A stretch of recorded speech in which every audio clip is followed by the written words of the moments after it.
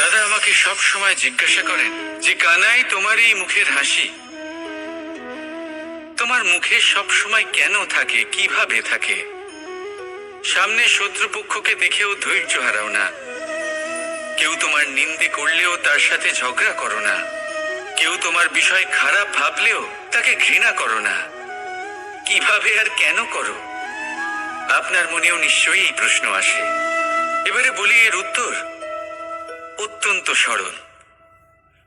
কখনো দেখেছেন গরু আর তার বাচ্চাকে কিভাবে সে তার মায়ের দুগ্ধ পান করে?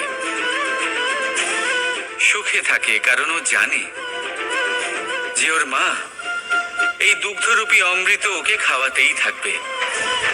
ও জানে যে এই সময় শুধু ওর জন্য, যাতে ও নিজের মায়ের এই দুগ্ধরূপী প্রসাদ গ্রহণ করতে পারে, আর সেই জন্য ও সুখে থাকে।